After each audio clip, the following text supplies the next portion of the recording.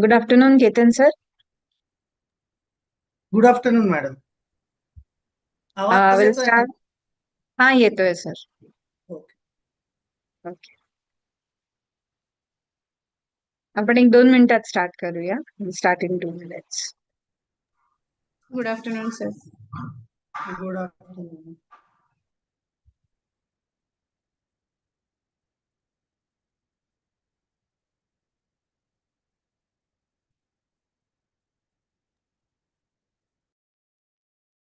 Kiran ma'am, shall we start? Ma'am, can we wait for 5 minutes? Okay. Participants are joining. Okay, fine.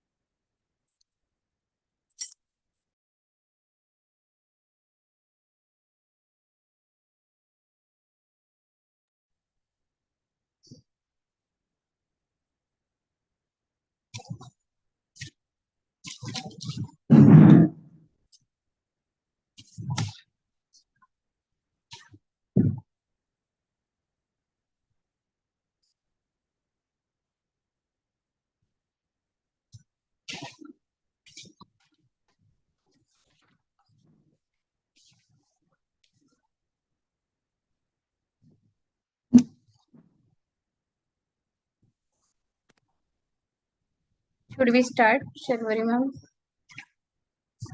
Yeah, we'll start. You can start. Good afternoon, everyone. Good afternoon, Atre sir. I, Professor Kiran Ghate, welcome you all to the day 5 of FDP on cybersecurity and ethical hacking, concept, tools, and investigate techniques, organized by Department of Electronics and Telecommunication of Shalaka Foundation's Keystone School of Engineering. Today's session will be conducted by Dr. Ketan Atre, founder and CEO of Transcendental Technologies. It is my great pleasure. Just 1 minute. It is my great pleasure to introduce our distinguished resource person for today's session on online extremism and hate crime. We are honored to have with us Dr. Ketan Atre, founder and CEO of Transcendental Technologies. Dr. Atre is a highly accomplished cybersecurity and investigation professional with over 15 years of experience in the field of cybersecurity, cybercrime investigation, cyber forensic, information security, and national security.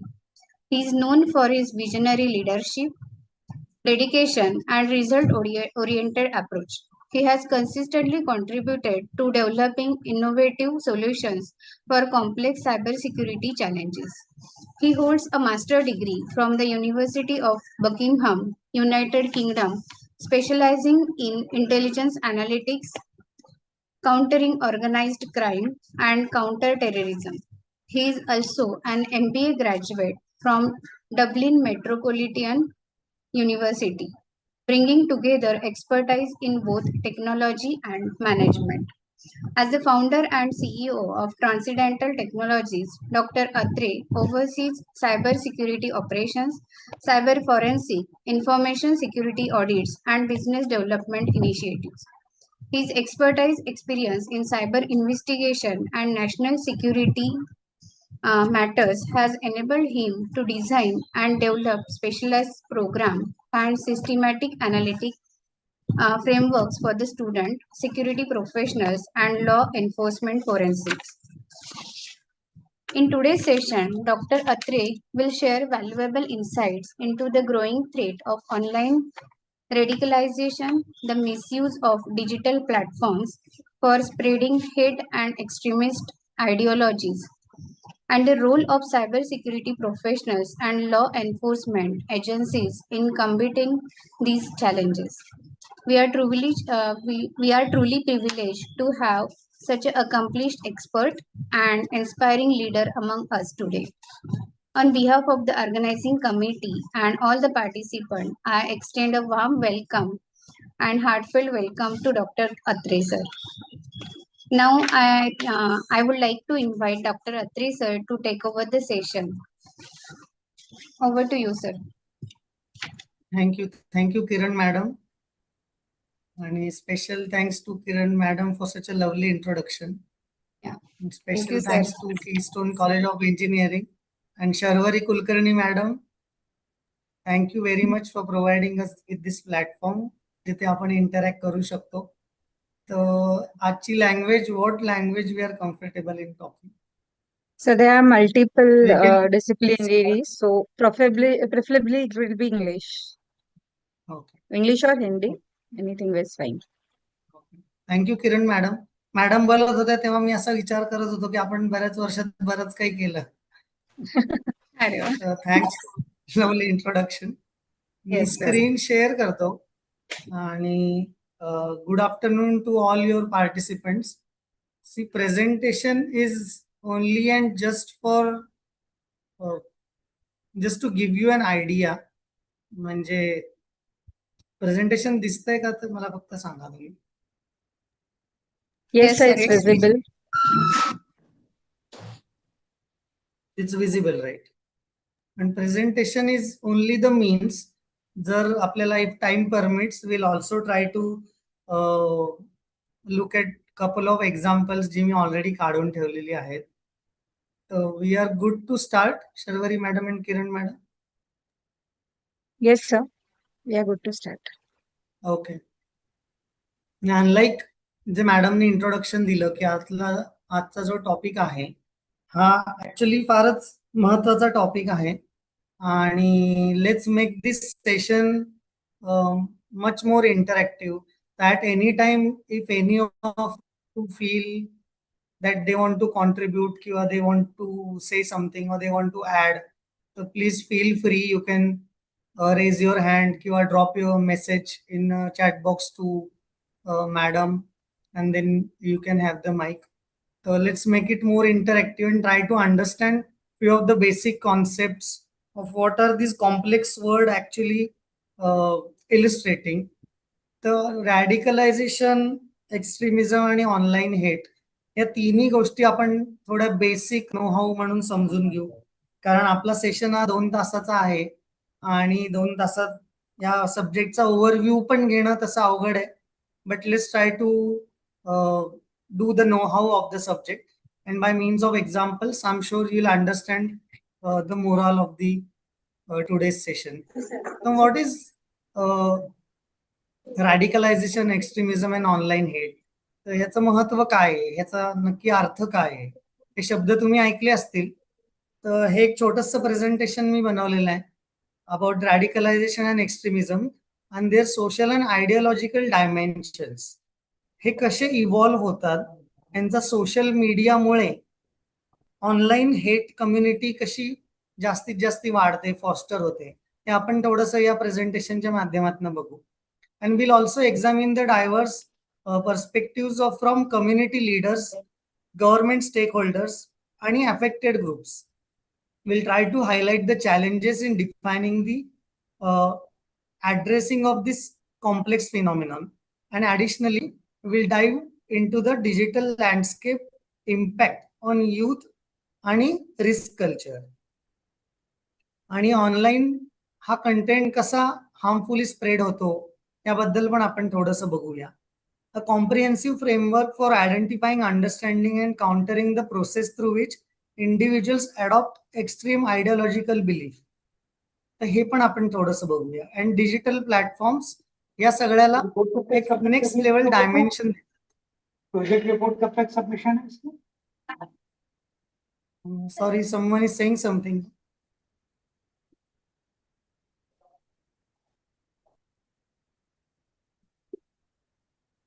कोणी काय बोलतंय का? We can continue. So you continue. Okay. Now, the main problem in challenging these three things is there is no certain rule or set of rules which is standard and globally accepted. So defining radicalization and extremism itself is presenting a challenge. Now, radicalization and extremism are deeply contested concepts across academia, law enforcement, and political discourses. This is the main challenge. From right from the root, the challenge starts because academia has a different perspective, law enforcement has their own perspective, and of course, the political leadership or political governance has their own perspective. But let's try to see what radicalization is. Now, radicalization refers to the process through which individual adopts increasingly extreme ideological belief that may challenge social norms किंवा democratic values. So radicalization ही एक process आहे. It doesn't happen overnight.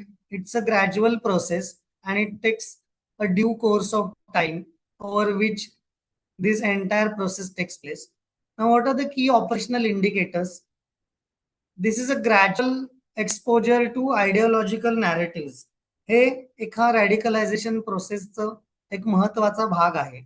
Identity crisis or grievance, they help individuals get into this radicalization pipelines where they get exploited. Then echo chambers, which reinforces a single type of agenda. So that is also an important aspect of radicalization. And movement from curiosity to belief to identity formation. आता ह्या एक आपण म्हणूया these are different stages, like where a pupil or an individual, he in the beginning is curious about something, so he may tend to lean towards something, may it be online or offline.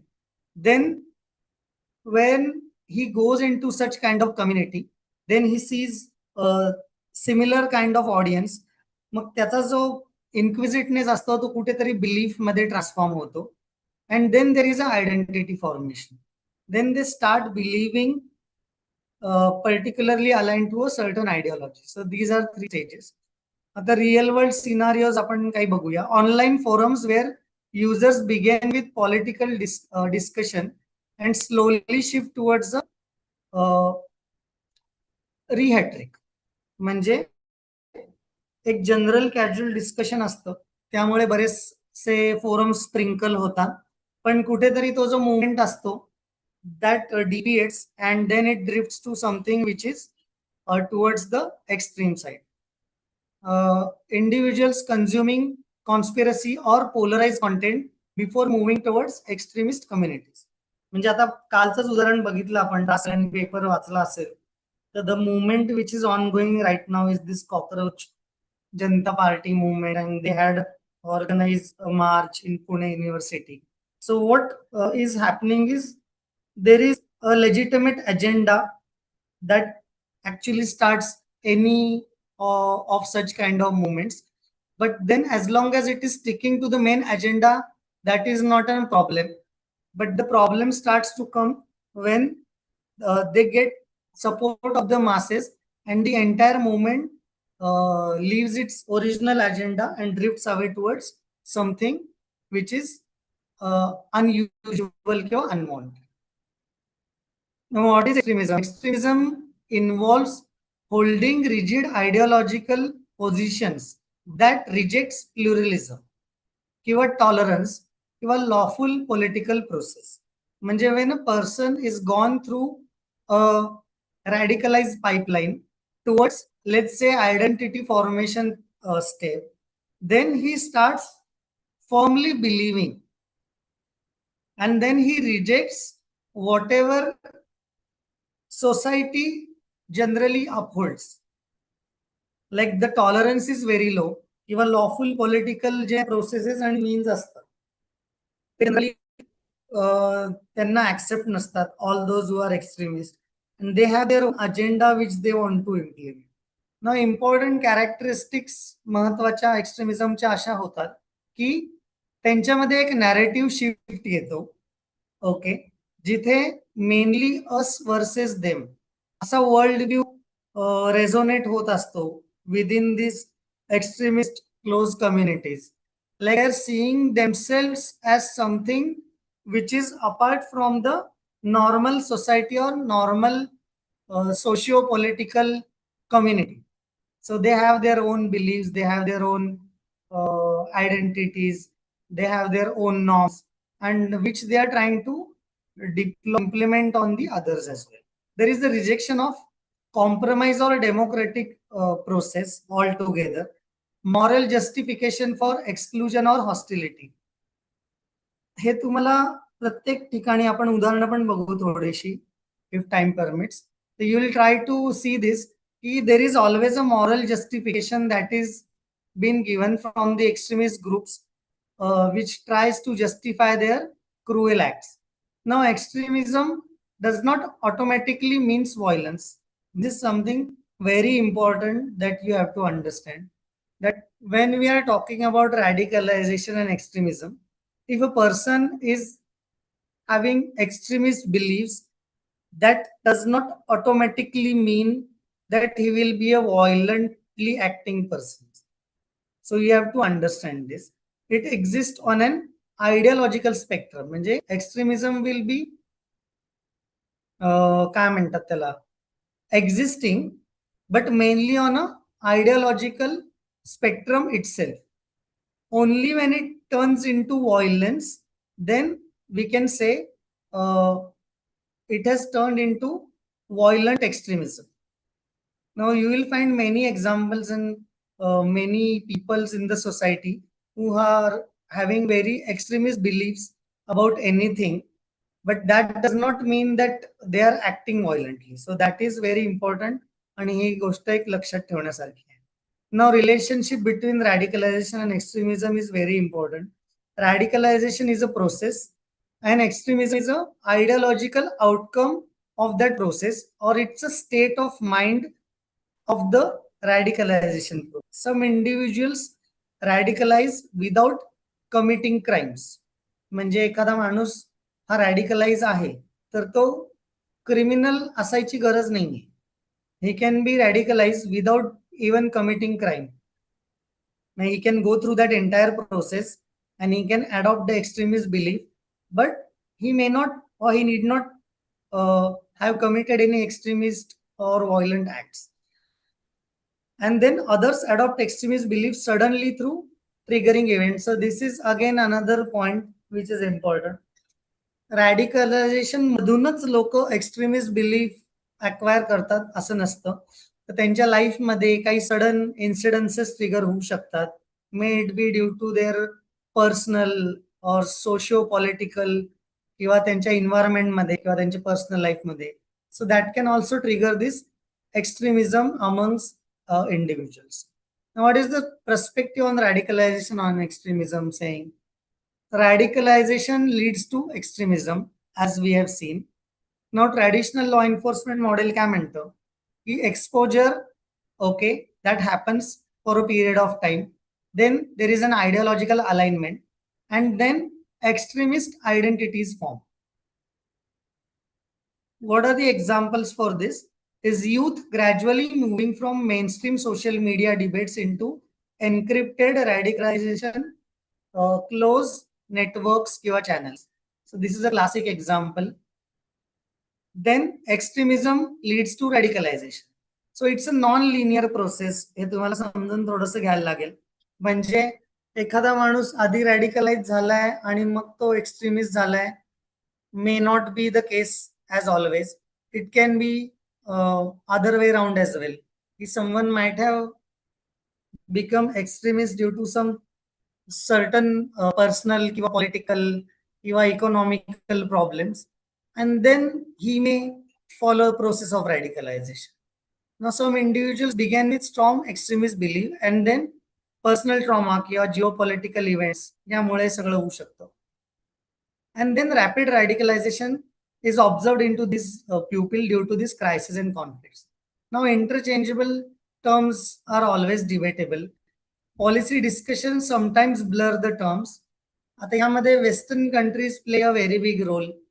Western counterterrorism framework often separate both these factors, and then media narratives may use them interchangeably. त्यामुळे काय होतं की they cause confusion, okay, आणि then assessment करण्यामध्ये it poses a greater challenge and risk to law enforcement.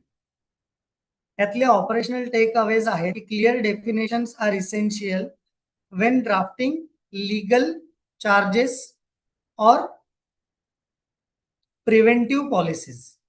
म्हणजे legal charges will come in context with the law enforcement or the agencies who are apprehending the suspect for all these, we can say, charges.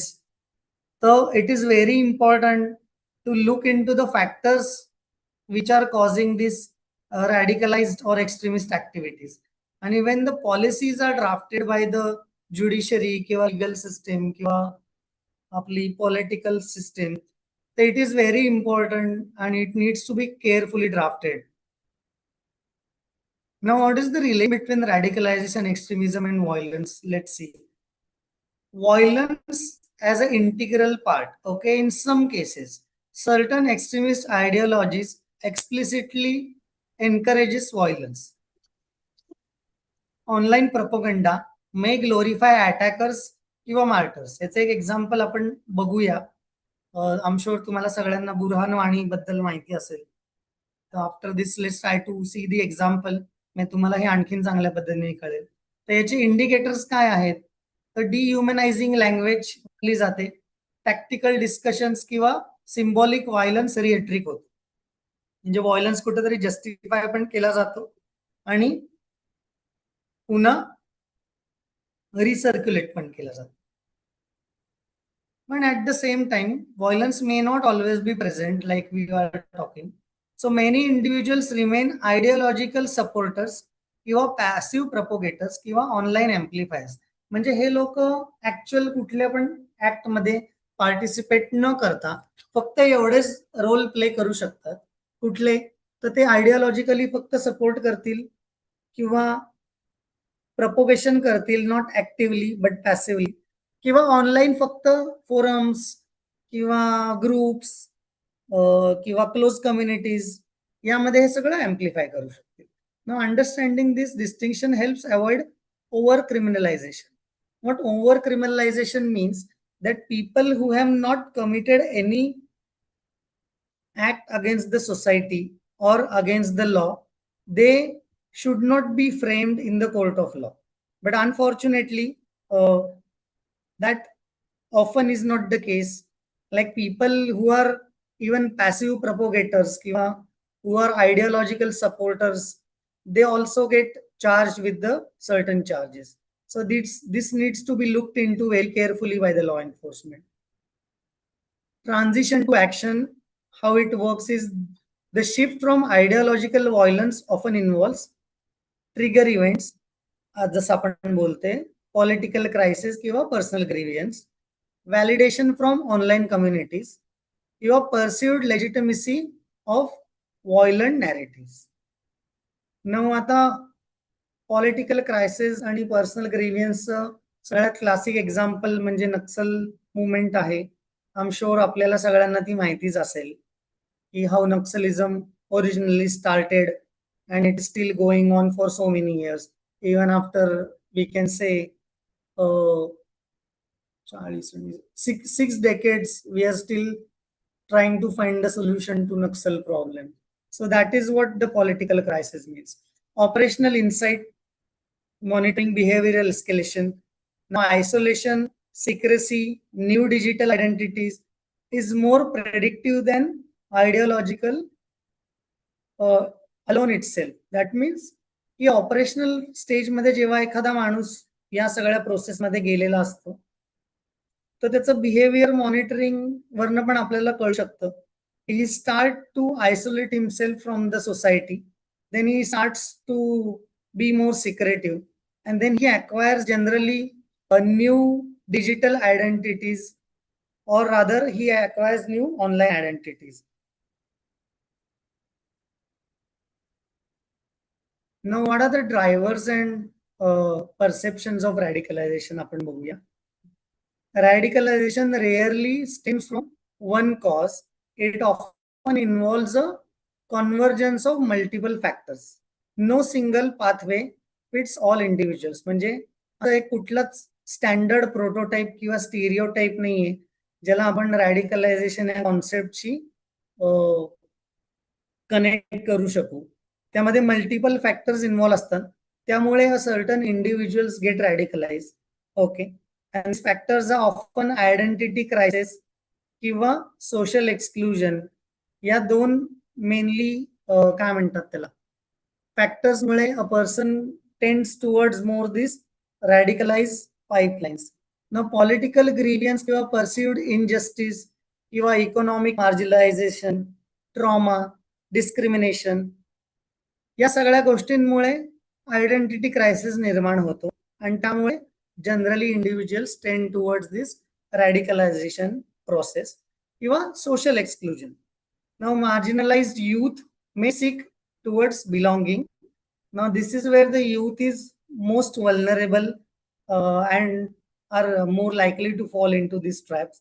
Migrant communities may feel alienated. मायग्रेशनचा problem आपल्या इथे एवढा नाहीये, हे सगळे problems western कंट्रीमध्ये खूप जास्ती येतात.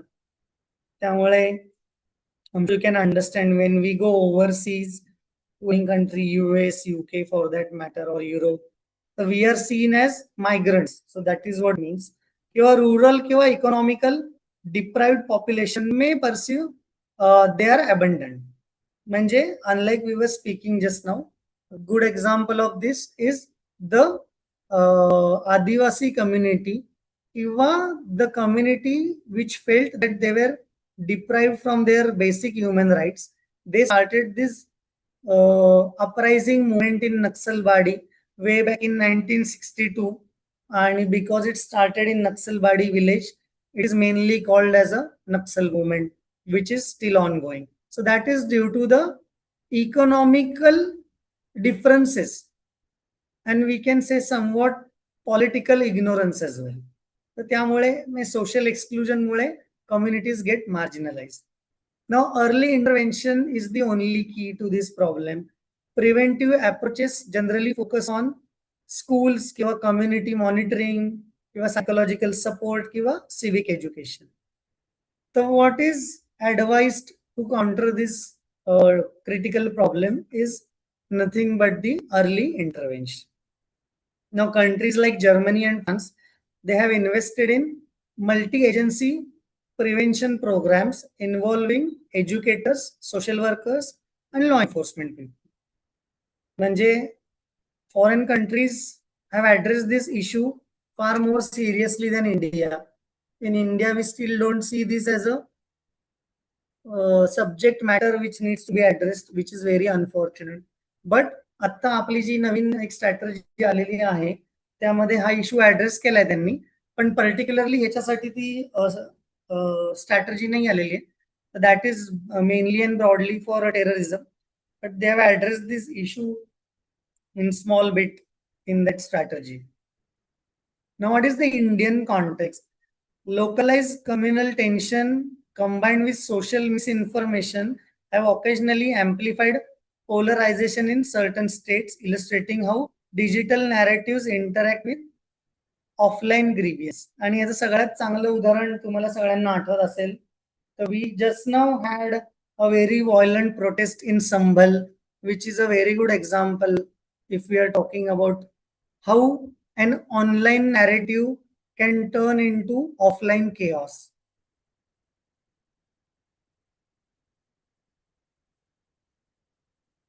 आवाज येतोय ना मॅडम? हो येतोय.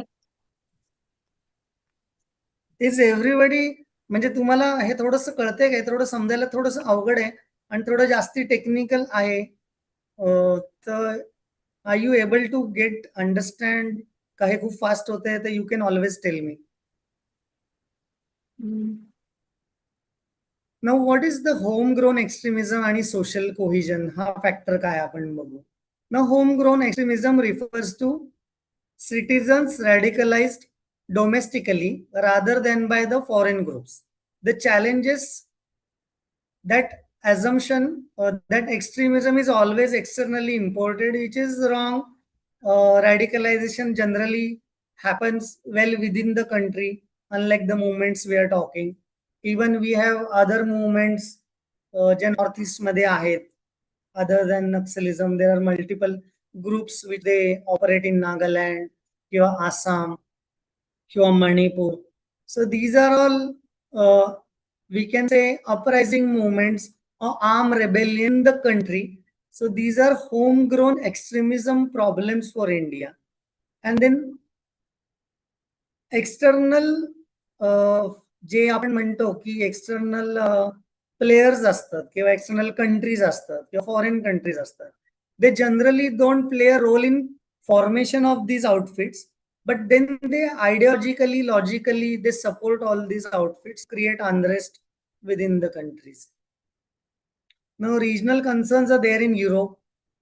Okay, Europe मध्ये हे this is much widely spread. There is like Islamist and far right extremism. म्हणजे या दोघांमध्ये आयडियोलॉजिकल डिफरन्सेस आहेत as far as Europe is concern. South एशियामध्ये रिलिजियस नॅशनलिझम आणि इन्सर्जंट मुवमेंट्स आहेत, जसं आपण या सगळ्या आपल्या मुवमेंटला इन्सर्जंट मुवमेंट्स म्हणतो. देन अमेरिकामध्ये व्हाईट सुप्रिमसी तुम्ही ऐकलं असेल तर व्हाईट सुप्रिमसीमुळे पण व्हायलन्स होतो. हे प्रॉब्लेम्स इन यूजच्या कॉन्टेक्स्ट मध्ये आहेत. सोशल कोहिजन चॅलेंजेस काय येतात या सगळ्यात? तर extremist narrative thrives where communities feel segregated. Okay, trust in institution is generally weak आणि political rhetoric is generally polarizing. तिथे हे प्रॉब्लेम्स येतात, तिथे societies cannot together and then there is always a scope और there is always a crack in a society जिथे हे सगळे problem जे आहेत ते ग्रो होतात. एक balance narrative is very much required to counter this complex problem. Now effective policy requires avoiding stigmatization of entire communities, recognizing that most members of any group always and absolutely reject violence, which is very important. Addressing structural inequalities alongside the security measures. But generally, the groups which are rejecting the violence, which are large in number, they don't often fit the narratives of the media and they don't get so much of screen time and they generally highlight होत नाही, which is rather very unfortunate. Community leadership plays a very big role in the entire problem. आणि extremism जर आपल्याला counter करायचं असेल तर यामध्ये खूप महत्वाचा रोल हा कम्युनिटी लिडर्सचा असतो. in context of Western countries we are talking. That's the way, let's say, how effective solution is actually applied. The Muslim community's role is very important. If I'm trying to give you an example of UK for that matter, so actually तिथे right from the very basic up until to the de-radicalization program मध्ये community जे leaders आहेत, especially from the Muslim community, they are working in association or in hand with the law enforcement, with the policy makers, and they are trying to apply an effective solution. हे तुम्हाला असं गुगलवर पण या गोष्टी बऱ्याच सापडतील जर तुम्ही गुगल केल्या तर. In many western context Muslim communities have been at the center of the counter extremism discussions.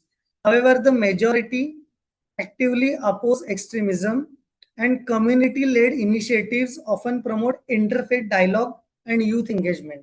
याचं सगळ्यात चांगलं example is United kingdom, where all these inter-community dialogues, forums, याच्या मीटिंग्स या रेग्युलर प्रमाणात होतात, जिथे law enforcement, policy makers, politicians all are present, and they are trying to establish peace and harmony within a community.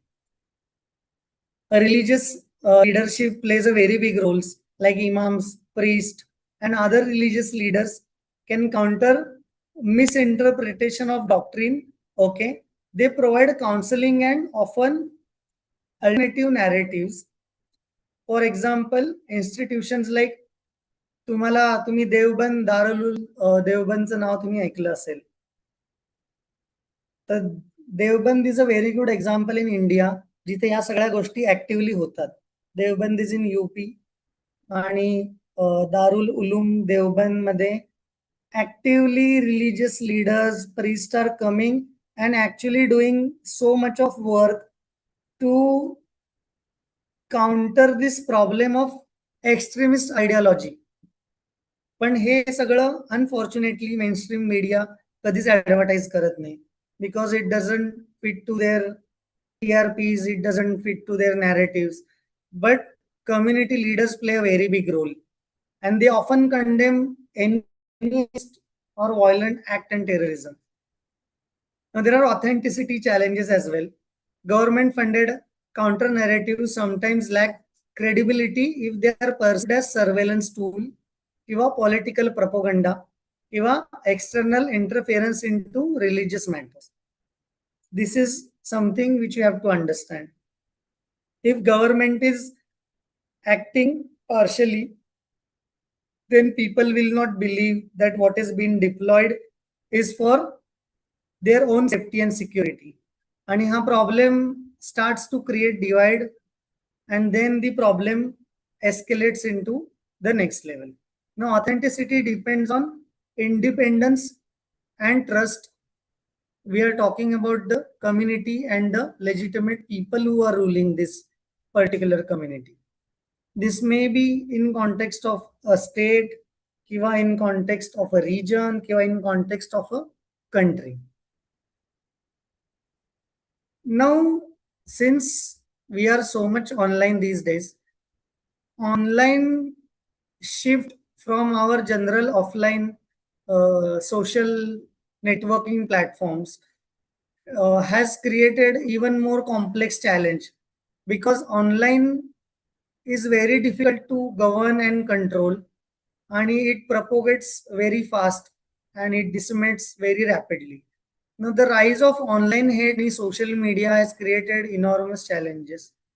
Social मीडियाचं जे evolution झालं त्यामुळे काय झालंय की digital platforms transform radicalization by enabling rapid content dissemination. जर तुम्हाला माहिती असेल की we all use WhatsApp, and not few years back आपण एक व्हॉट्सॲप मेसेज जो होता तो ॲट अ टाइम हजारो लोकांना पाठवू शकत होतो. But because the problems and the challenges are so enormous, then what happened? Due to this problem, government got the WhatsApp well within its own regulatory framework, and now we cannot forward a single thing to more than 5 individuals. म्हणजे somewhere we are trying to have a control to counter this problem. आणि जर तुम्ही notice केलं असेल की आपण हे असे 5-5 असे मेसेज जे फॉरवर्ड करतो, हे पण जर खूप साऱ्या लोकांना आपण फॉरवर्ड केले एकाच दिवसात, तरी आपला व्हॉट्सअप 24 तासासाठी ब्लॉक होतो. I'm sure you must have encountered this problem. So extremism narrative spreads faster than ever across interconnected platforms and networks due to online cohesion. मग यामध्ये काय असतं की ऑनलाईन इज सीमलेस, इंटरकनेक्टेड, आणि it is very difficult to govern and very difficult to control, and people can present themselves anonymously. हा एक दुसरा challenge आहे. Anonymity is the key to the online community. Anonymous and pseudonymous identities lower the barrier to participation into extremist communities, because we don't have to come participate into communities by our own real names. त्यामुळे it again creates a next level challenge to find out the actual individual who's behind a particular online account. So that is again a challenge. And then cross-border communities, ideological communities from across the border, they can easily bypass legal and cultural constraint आणि त्यांचा जो content आहे तो सगळं डिस्मिट होऊ शकतो. Phases कशा असतात इव्होल्यूशनच्या, तर ओपन फोरम आणि ब्लॉग्स पासून सुरुवात होती. देन मेनस्ट्रीम सोशल मीडिया, त्यामध्ये सगळं व्हायरल होतं. And then it goes to the last stage where it is into more of a close किंवा गेटेड कम्युनिटी किंवा कंट्रोल्ड कम्युनिटी असते. ती ओपन असते, तिथे एन्क्रिप्टेड मेसेजिंग आणि प्रायव्हेट चॅनल्सवर हे सगळं चालतं. ऑनलाईन हे डायनॅमिक्स काय म्हणतात, मीम्स किंवा ह्युमर्स जनरली वापरले जातात to normalise extremist acts. Then gradual escalation from irony to dehumanization. We are talking about the language. म्हणजे लँग्वेज अशी चेंज होत जाते आणि एस्केलेशन जे आहे ते एक एक स्टेप वाढत जात. म्हणजे पहिल्यांदी it's like an irony, then it turns into hostility. This communities or groups are hostile towards other, and then they start to dehumanize other individuals. So their acts, their talking, their behavior, everything will be symbolizing this. So harassment campaigns against a particularly targeted groups, हे सुद्धा आपल्याला online मध्ये बघायला मिळतं. याचे scenarios काय आहेत तर trending hashtag, okay, weaponize to spread hate narratives किंवा ऑनलाईन रेड्स on journalists किंवा activists. It's just some of the examples are there through which this information can be propagated. Now youth is generally at the greater risk of this entire problem when we talk about online extremism. Youth faces a very significant challenge, and त्यांचं exposure पण online एन्व्हायरमेंटला खूप असतं, and they are at a very high risk. Youth as early adopters, what it says like young users often experiment with identity and belonging online. म्हणजे इथे एक समजून घ्यायची गोष्ट अशी आहे महत्वाची, if we have young people किंवा young children in our house, how they are behaving in their real life, okay, and how they are behaving in their online आपण म्हणूया पर्सोना, या दोन वेगळ्या वेगळ्या गोष्टी आहेत. म्हणजे ऑनलाईन मध्ये they can try to do this things, they can try to experiment with their identity, किंवा they try to find and explore new ideas किंवा न्यू फोरम्स किंवा न्यू बिलॉंगिंग्स. तर ह्या सगळ्या गोष्टी यूथ जनरली ऑनलाईन ट्राय करत असतात. This is where they encounter extreme content unintentionally, maybe through algorithms किंवा गेमिंग प्लॅटफॉर्म्स ॲज वेल. तिथे सुद्धा या गोष्टी एन्काउंटर होतात यंग पब्लिकला. तुम्हाला सगळ्यांना ते ब्लू वेल गेमचं एक्झाम्पल माहितीच असेल, जे इंडियामध्ये बॅन झालंय, आणि नंतर टिकटॉक ॲप जे आहे ते सुद्धा इंडियामध्ये बॅन आहे. तर अशा सगळ्या याच्या एक्झाम्पल्स आहेत. यामध्ये जो फॅक्टर असतो मेन रिस्क पोज करणारा, तो काय असतो तर this is where they tend to get isolated किंवा they search for purpose of their life, किंवा they are trying to find a recognition, even if not offline in their real life, maybe in online. And then exposure to all these kind of edgy humors, which generally and gradually unintentionally evolve into a certain idea. तर हे सगळ्या गोष्टीला youth is at a very high risk when they are actually using the online platforms, किंवा they are actually having their persona online. Online communities आणि रॅडिकलायझेशन मध्ये ह्याच गोष्टी आपण बोललो त्या महत्वाच्या आहेत, की गेमिंग मध्ये चॅट्स असतात किंवा मीमचे पेजेस असतात किंवा त्यांचे काही असे सिलेक्टेड फोरम्स असतात. ओके, तिथे या सगळ्या गोष्टी चालतात. नाव ग्रॅज्युअल ग्रॅज्युअल ही गोष्ट सुरू होते, अनइंटेन्शनली सुरू होते, and then it tends to more specific, and then it tends to more of a close networks. So repeated exposure जर या गोष्टीला होत असेल, एखादी गोष्ट जेव्हा आपण म्हणतो ना सेन्सेशनलाइज करून प्रेझेंट केली जाते, तर त्या पद्धतीने जर या गोष्टी रिपीटेडली जर यूथला प्रेझेंट होत गेल्या, तर त्यांचा जो आयडिओलॉजी किंवा बिलीव असतो तो हळू कुठे कुठे चेंज व्हायला सुरुवात होते. And they start to acquire the extremist language. Now, balancing benefits and risk is very important. Digital space also provide education, civic management आणि mental health communities. म्हणजे या अशा चांगल्या गोष्टींकडे पण online general platforms are there where these things also youth and young people are using, but we need to be very vigilant as far as what our young peoples are using the online platforms. Now, effective policy avoids demonizing youth culture while addressing vulnerabilities. So this is something which is for policymakers to take into consideration. Then media plays a very big role. जसं आपण बोलतो, media actually sensationalize any matter, and then media takes a simple enough thing to such an extent जिथे कि we almost feel that something is of a much larger extent, even though it may not be the case.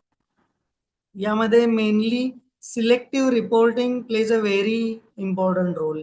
Media often focuses disproportionately on attacks linked to certain ideologies.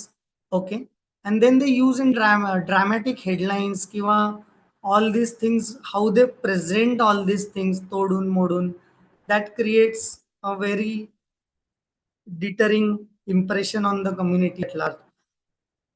And media plays a very big role in dividing the communities as well, if it is not done with a great responsibility.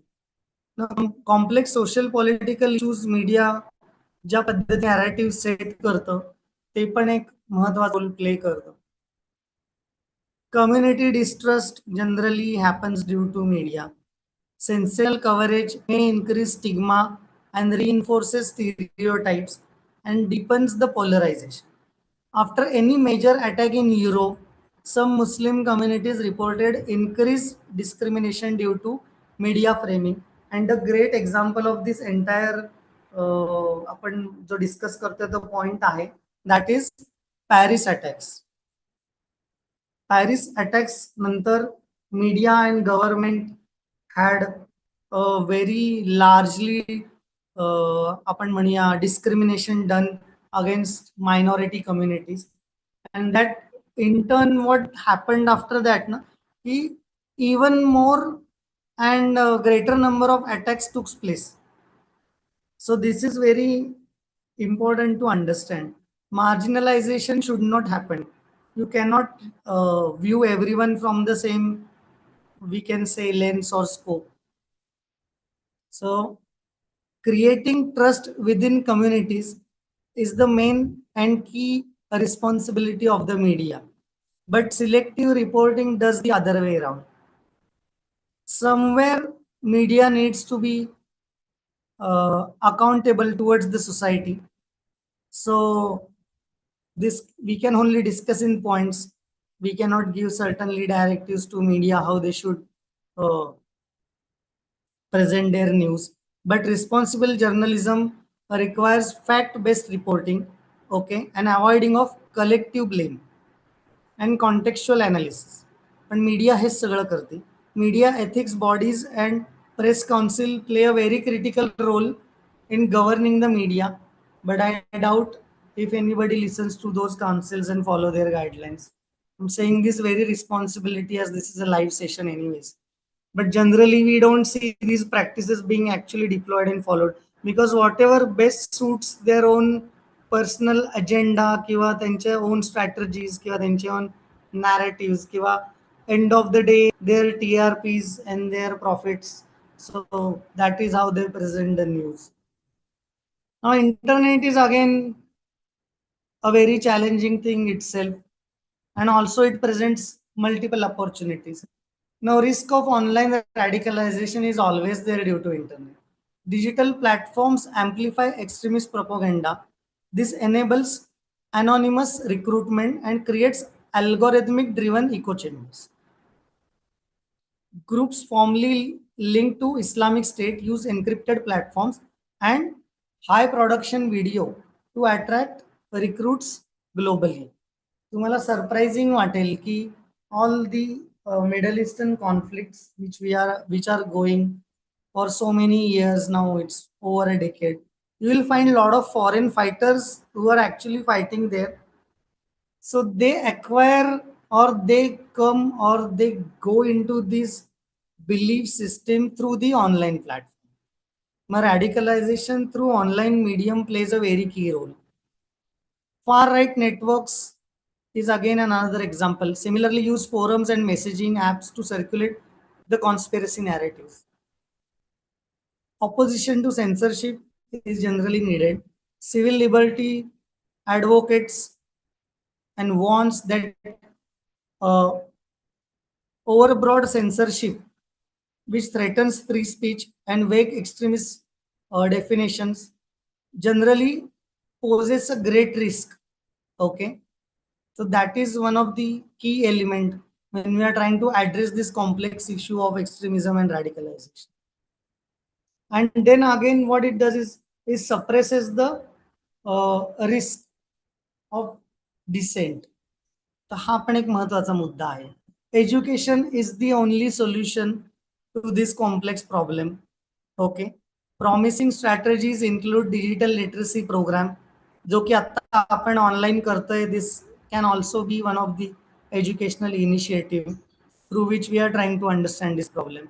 Okay. Equipping citizens to critically evaluate online hate, which is one of the things that can be done. Critical thinking that can be put into the curriculum.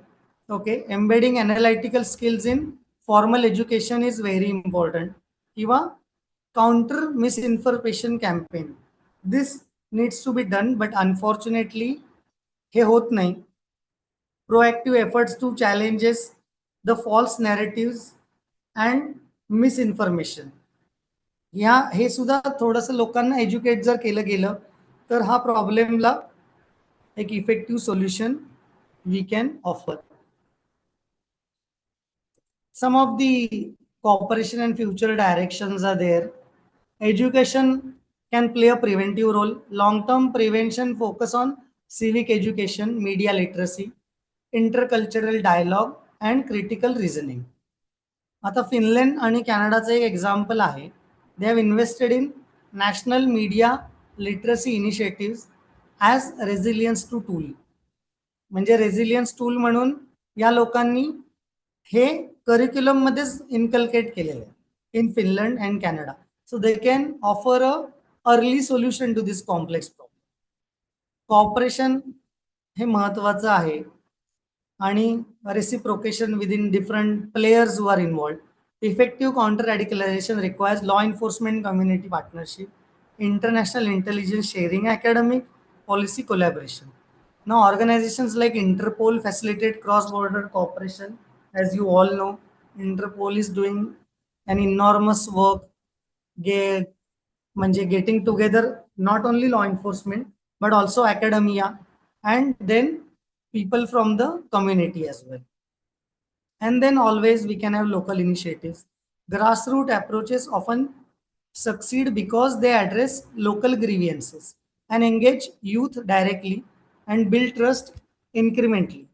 These examples include youth mentorship program किंवा interfaith councils किंवा community policing reforms. आता आपले जे काही legal reforms झाले त्यानंतर तुम्ही पाहिलं असेल की नाऊ इवन जे फर्स्ट टाइम ऑफेंडर्स असतात किंवा ज्यांचे छोटे छोटे क्राईम आहेत आणि जे खूप नॉन सिरियस आहेत म्हणजे नॉट व्हेरी सिरियस ऑफेन्सेस त्यांना कम्युनिटी किंवा पोलिसिंग स्टेटमेंट सुद्धा दिलं जातं म्हणजे community service I am talking about rather than framing and putting and naming them as criminals they often given community services म्हणजे that gives them a chance to understand and rectify their problems. Now what are the key takeaways for a real world elaboration are radicalization is a process whereas extremism is ideological positioning. Violence is not inevitable but it often rises with isolation and constant echo chambering. Online hate ecosystem often uses humor, identity, and grievance narratives.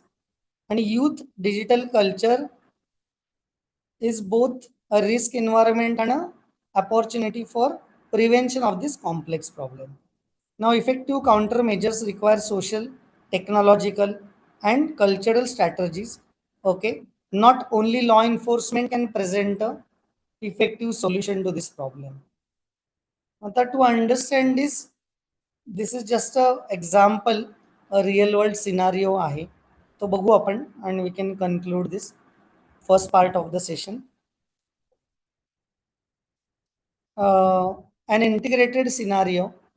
Consider a hypothetical urban district in India किंवा Europe where youth faces unemployment or discrimination जे आपण आत्ताच बघतोय त्या problem मध्ये. Online influences spread polarizing narratives. Then media amplifies isolated incidences. Then political rhetoric frames issues into identity terms, and a small subset becomes ideologically hardened. Then what happens is authorities respond with surveillance kiva heavy policing. Communities perceive collective targeting में त्यांना असं वाटतं की कुठेतरी we are selectively targeted.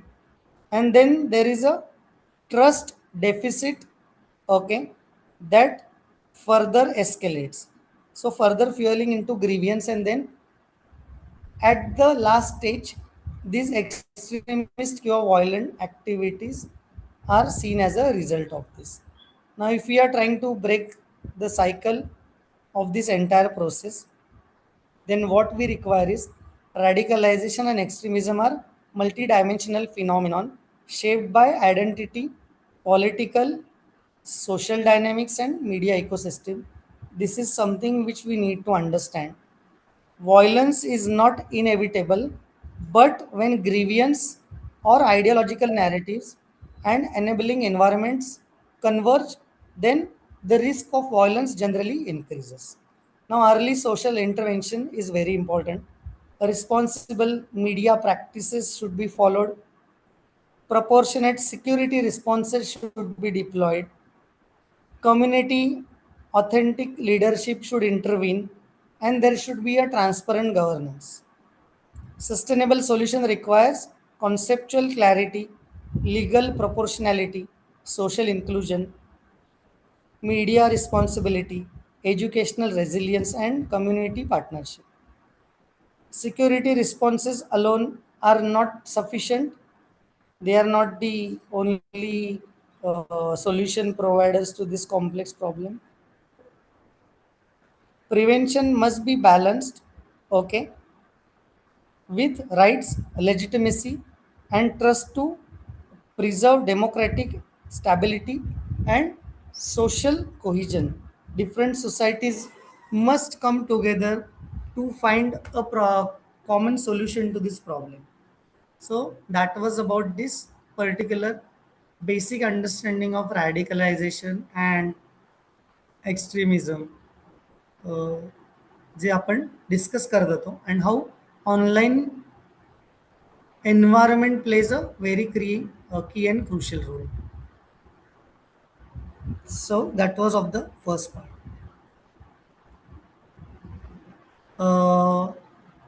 कोणाला काही या first part मध्ये anybody has any queries, any doubts, anybody would like to add? Are you able to understand what all we are discussing?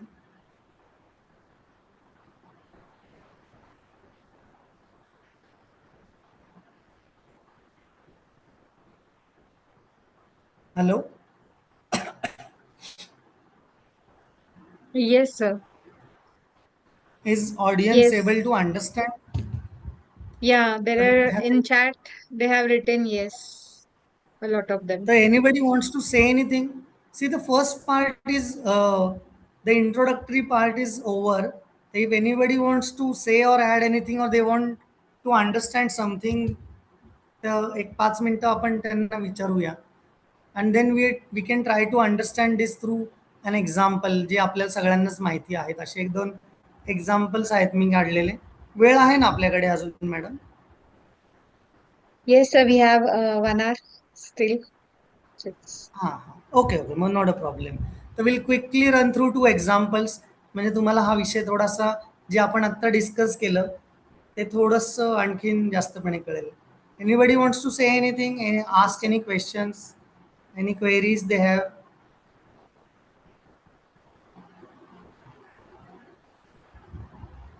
If not, then we can move to next step. Yes, sir. We can. Okay, आपण एक 2 मिनिटाचा break घेऊया का? मी ते पुढचं तोपर्यंत काढून share करतो. Okay, sir, no problem. आपण 4-5ला कनेक्ट करूया पुन्हा. मी ऑनलाईनच आहे, मी जस्ट ते 2 एक्झाम्पल्स काढतो फक्त. Okay.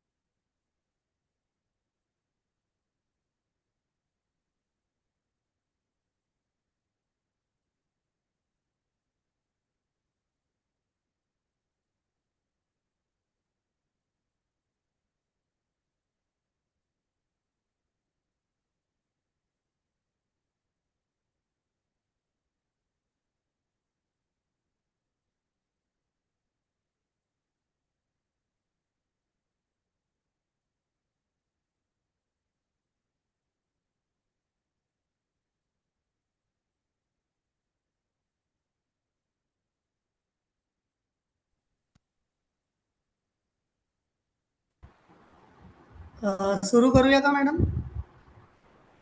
हो सर, चालेल.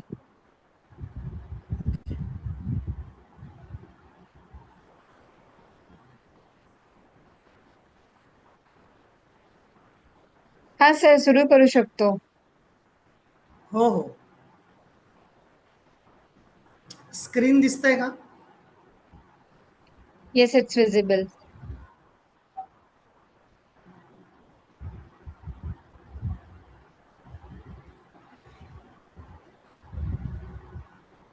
स्क्रीन विजिबल आहे का madam? Yes, sir, it is visible. Okay, okay. Now, if you are aware of this particular case, Burhan Wani incidents तुम्हाला माहिती आहे असेलच. आणि it was very famous incidents, जो की 8 जुलै 2016ला कोकरनागला एन्काउंटर जो झाला होता. तर आपण 2 एक्झाम्पल्स बघू, म्हणजे हा जो विषय आपण आत्ता डिस्कस केला तर तुम्हाला थोडंसं समजायला सोपं जाईल. आणि हा विषय थोडा कॉम्प्लिकेटेड आहे आणि त्याला विषय म्हणून आपल्या इथे अजून असं ॲड्रेस केलं नाही जात. The examples will make you understand this from a subject point of view. Now, if you all know and if you can see this particular photograph of Burhan Wani, तर हा असा टेररिस्ट होता ज्याने actually कुठला terrorist incident कधी केलाच नाही. म्हणजे ही never actually executed any terror incident, but his way of operation was entirely different from the conventional terrorist. म्हणजे हा पहिला असा टेररिस्ट होता ज्याचे सगळ्या सोशल प्लॅटफॉर्म्सवर अकाउंट होते, जिथे तो रेग्युलरली फोटोज, व्हिडिओज, रील्स हे सगळं पोस्ट करायचं. जनरली व्हॉट हॅपन्स ना, की all those people who are involved in all these kind of activities, they tend to stay away from the online presence, not just social media platforms. पण बुरहान वाणीची जी strategy होती ती exactly adverse होती.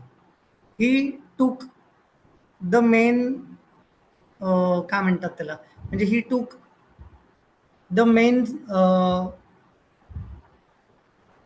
त्यांनी मेनस्ट्रीममध्येच या सगळ्या गोष्टी एवढ्या प्रोॲक्टिव्हली चालू केल्या की he was the first official declared terrorist who was using the social media formally. म्हणजे तो त्याच्या स्वतःच्या नावाने हँडल्स यूज करत होता. म्हणजे he was the first of its own kind. म्हणजे त्यांनी ह्या सगळ्या गोष्टीला एक न्यू डायमेन्शन दिलं. या सगळ्यामुळे आपल्याला काय कळतं की ऑनलाईन आणि सोशल प्लॅटफॉर्म्स हे किती इम्पॉर्टंट आहेत आणि हे किती की रोल प्ले करू शकतात. 8 जुलै 2016 इज वेन द एन्काउंटर टूक प्लेस इन कोकरनाग, जिथे बुरहान वाणीला सिक्युरिटी फोर्सेस ॲक्च्युली अपर हँड करू शकले असते, but rather he was becoming so popular, so they actually eliminated him. Ketan sir, Sorry. we have a request from Alok sir. He's not able to understand in Okay. Marathi, so he has preferred English language. Okay, so we talk in English. Okay. Yeah. So what I'm trying to tell you is Burhan Wani actually changed the way how terrorism was propagated. He was the first terrorist to officially use all the social platforms with his own names, and he was very proactive. He was the first terrorist who did not commit a single terror act, but he was so popular. And on the 8th of July, I think, if I'm not wrong, 2016, the encounter took place in Kokarnag, where he was shot down by the security forces in Jammu and Kashmir. And what happened is, because he was becoming so popular and he was the new age digital terrorist, is what he was actually being called by the security agencies. And he presented the terrorism in altogether a new way, a new dimension. He was very visible. He was doing his own personal branding on all the social platforms. And he had taken all the social platforms at the forefront, and he was proactive on all the medias. He was not hiding from the security forces. He was actually there, and he was actually very proactive. So this is where the entire context of the online community we can understand from the subject's point of view. It is very important for us to understand how important the online community and social platforms are. He is also called as the digital age militant, who was never before seen from the terror outfits. So that was an example. He has this propaganda strategy and then psychological warfare, and the aftermath that followed after his encounter was enormous. Generally, what happened, like security forces could have apprehended him alive, but rather he was becoming so popular that they chose to eliminate him. And after eliminating Burhan Wani in an encounter, he became even more popular, and his ideology spread even more rapidly. So it affected adversely. And actually, that encounter was not seen as a successful operation from the law enforcement's point of view, because it created the adverse effect. Now, let's see who this digital age militant Burhan Wani was. We'll just see an overview of this. Sharvari madam can give you all these things which you can study later on if you are finding any interest to the subject.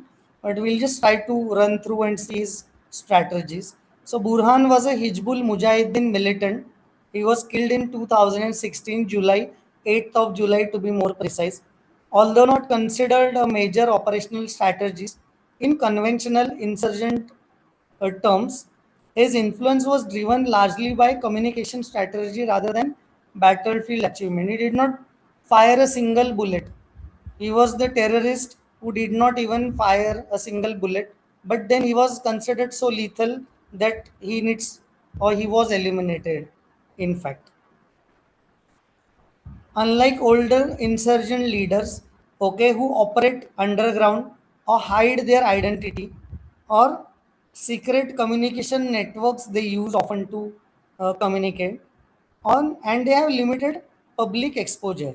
But then Burhan's approach was entirely opposite. He embraced public visibility. He appeared openly in photographs, videos, recruitment appeals, all these he was doing. He addressed audience directly through digital platforms, and he turned weapons and groups, okay, into a symbolic imagery propagatory tool. He was also called as the most charismatic militant. That was the name given to him because of his overall personality, overall his attire, his command over the language, and the way he was presenting himself online. Now, there is a certain shift from secrecy to digital visibility as far as the Burhan's case is concerned. So, the conventional model was secret and underground, whereas in Burhan's model, it is more of a public. Then he was talking to groups, he was having his friends, he was publicizing all the videos online. Social media messaging was happening at a large. Then youth oriented visual branding content he was posting. And casual and relatable communication style of Burhan was posing a great danger to law enforcement agencies because he was able to connect to the youth in a very effective manner. Psychological objectives he tried, or rather he achieved through all this uh, style of terrorism of his own. Like he normalized the militancy in the Jammu and Kashmir. He reduced the fear of association by joining all these terror outfits, and then he increased perceived legitimacy and accessibility of these terror outfits to normal publics. A central principle of psychological warfare applies generally here, where visibility can create perceived legitimacy even without real strategic strength. So that was the shift from the old approach to the new approach.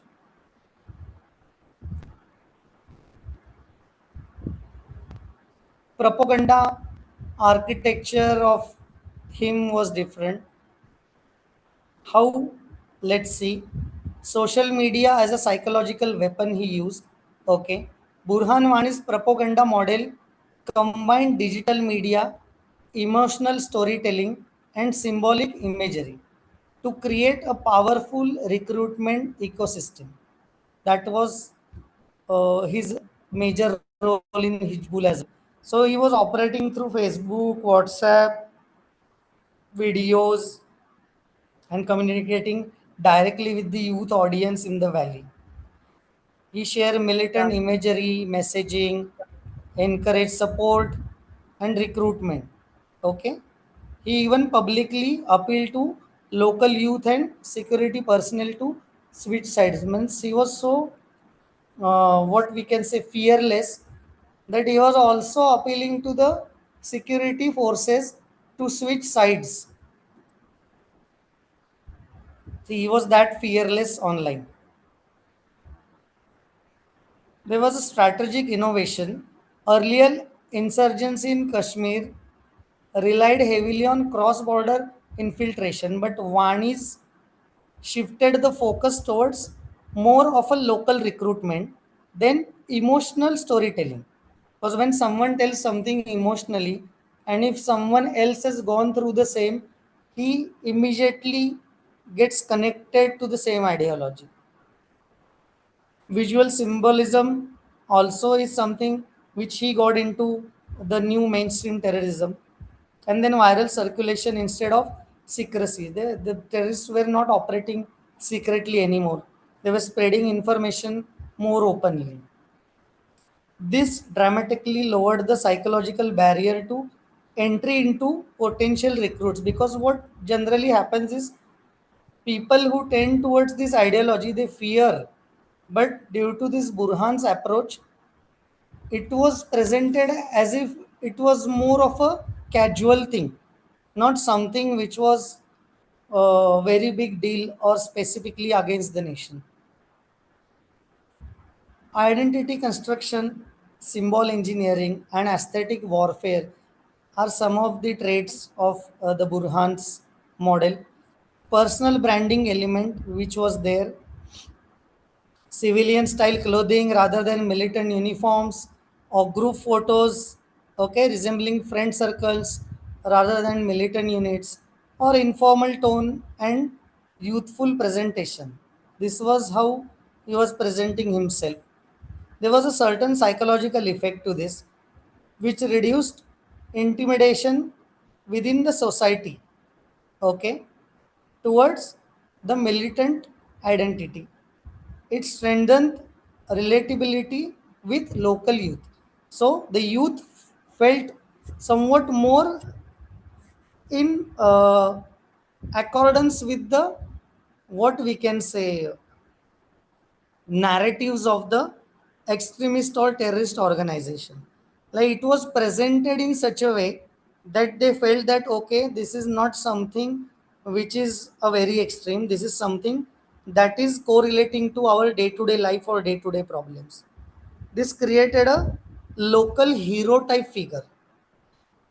So Burhan was a, as I told you, the more charismatic militant was seen more of a local hero than as a extremist or terrorist. There are certain psychological components which include relatability. He looked like us, okay, victimhood narrative, which was more towards emotional alignment, and defiance symbolism, like youth rebellion reframing. That was the classic achievements of the Burhan's model. Now, aesthetic warfare is we often call in our law enforcement. We tend to believe what we see is what we believe. Generally, if there is something which is a fact, and if we don't see, we don't tend to believe. But if something is not true, and if we tend to see something, then 90 out of 100 times we tend to or we start to believe that thing. So that is the significance of the visual effect. Common visual elements include selfie style photographs or casual group propose, or he was standing with AK-47 and presenting himself and doing all this propaganda. So propaganda became easily shareable on social platforms. Okay, blurred line between militant messaging and influencer culture. So he was seen as a hero of the Kashmir, not as a militant, and this created a aspirational imagery for all the youth. They were trying to follow into the steps of Burhan. So that was how he operated. He was also seen as a Robin Hood kind of model. I'm sure you all know what Robin Hood used to do. Then he was taking from the wealthy and the rich and he was giving to the poor and the needy. Now, media analyzes and identifies three primary branding layers. These are like victim narrative, okay, indigenous struggle messaging, and pop culture presentation. All these three things were seen in the Burhan's case. Revenge for humiliation by security forces is like a victim narrative. Local identity, regional grievance, and Azadi narrative is like a indigenous struggle messaging. Like 60 to 70% recruitment happened during the phase Burhan was operational, rather than how conventionally all these outfit used to recruit people. So he took this percentage to a certainly very large number during his tenure. And then the presentation itself was like it was resembling peer group culture rather than militant hierarchy. So that appealed to the people as this was something from their own community. These are some of the recruitment strategy and emotional manipulation cycles analysis. So psychological targeting method. Hello.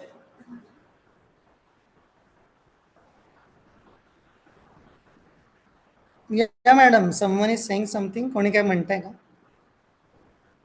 No, sir.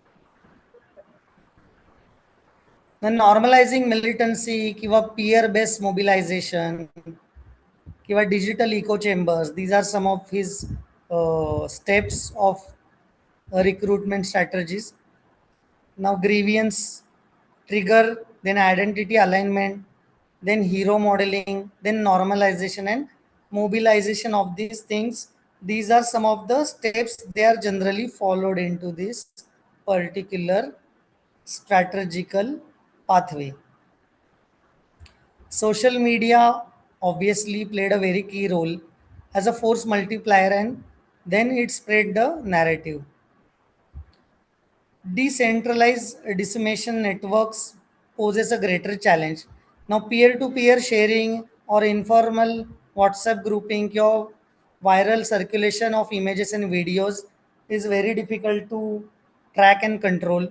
That poses a very significant problem.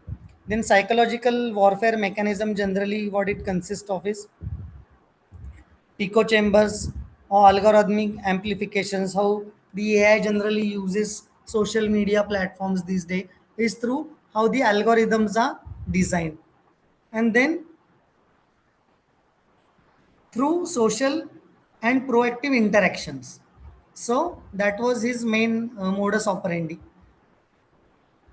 Strategical goals which he achieved through his narrative dominance were like winning the narrative of a battle, then turning militancy into a symbol or icon, then creating emotional identification among the youth in Kashmir.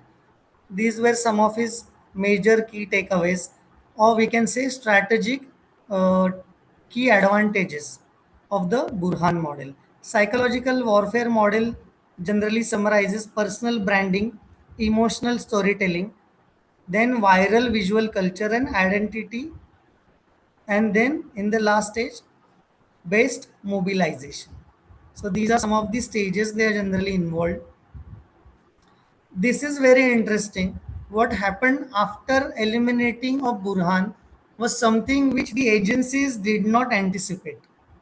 What happened is the agencies could have easily apprehended Burhan, but because he was so dangerous and without firing a single bullet, he was actually being so devastating. So they rather, I don't know, operationally decided to eliminate Burhan, and then the repercussions were enormous for a very long period of time.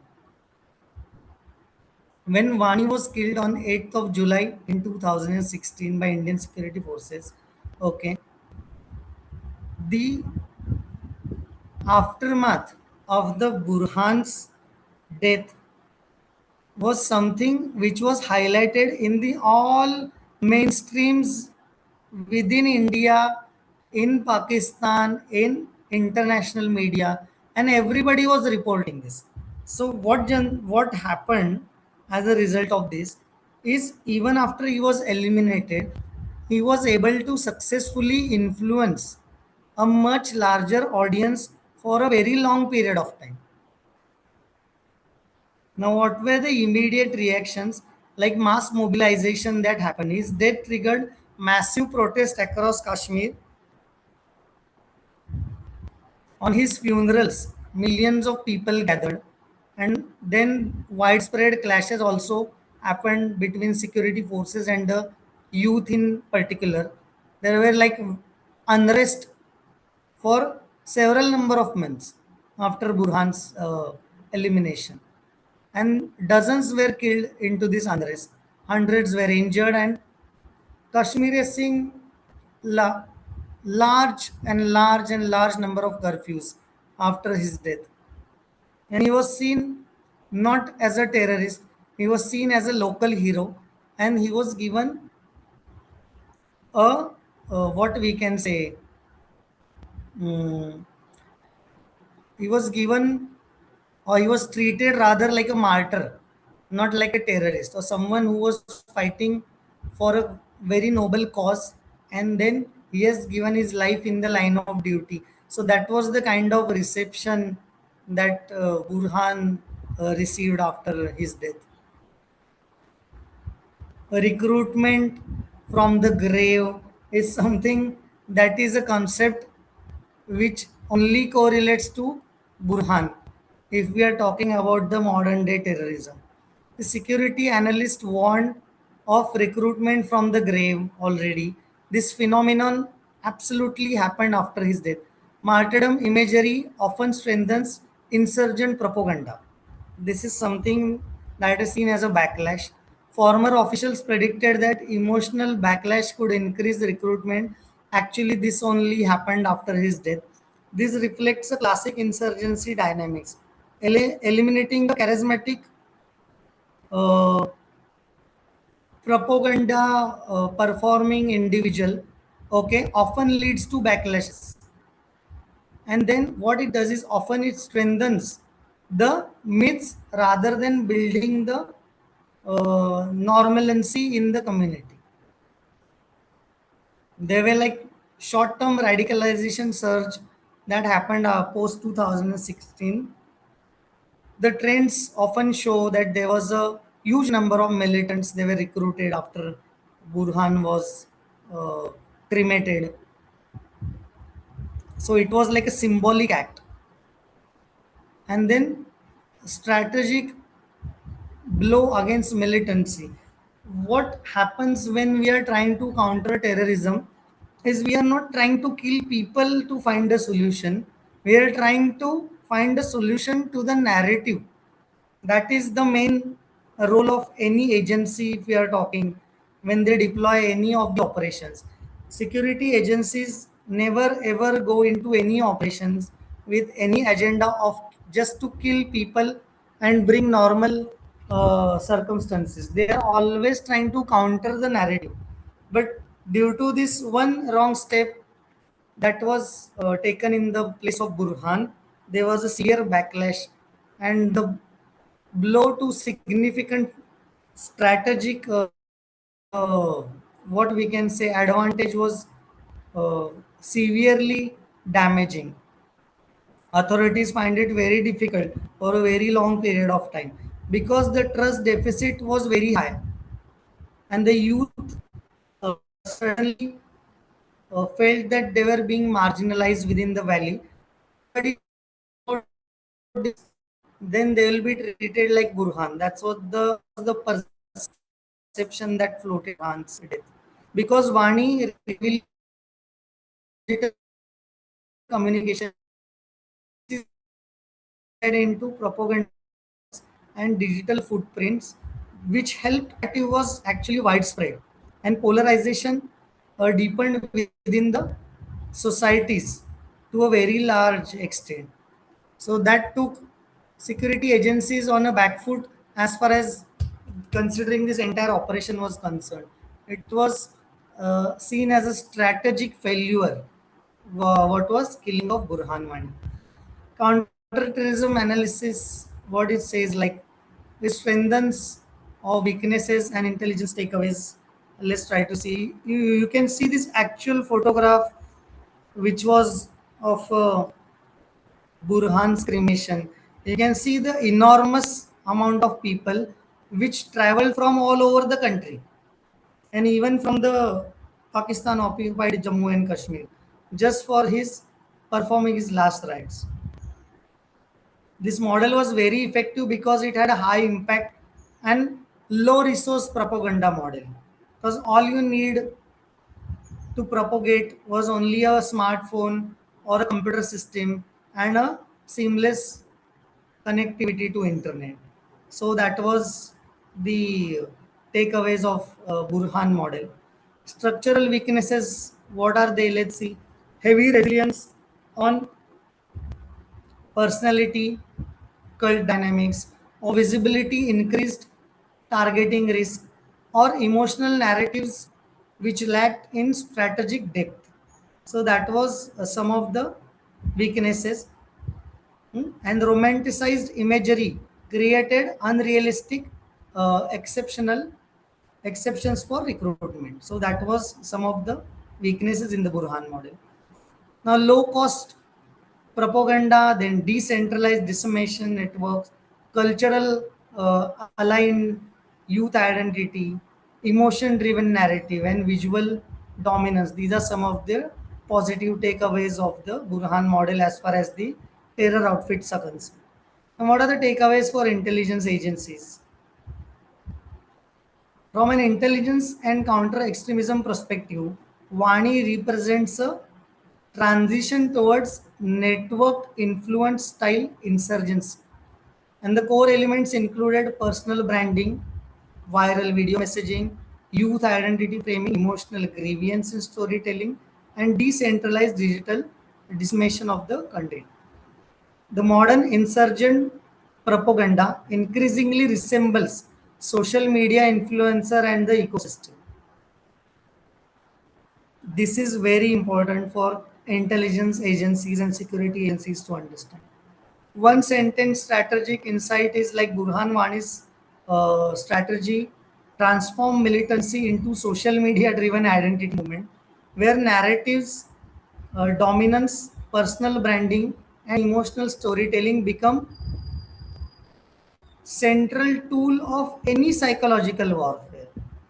While his death eliminated a tactical leader, okay, it amplified his symbolic power and triggered a prolonged narrative battle that reshaped the entire dynamics of the Kashmir conflict. So that was the key takeaway. We may have agencies may have succeeded in killing a leader, but the ideology which he was propagating generally was propagated at a huge scale, and it created even more challenges for the agencies. So this was an example of how Burhan Wani effectively used the social media platform. Now let's try to see one more quick example because we have 20 minutes or so. How online hate and communities actually work in the favor of adversaries. So all you know that Nupur Sharma controversy has shaken the nation, and it generally uh, has taken life of many who were not even actually involved in that particular uh, remarks by the Nupur Sharma. You all witnessed all this. So helping us understand this example will again help you understand this subject.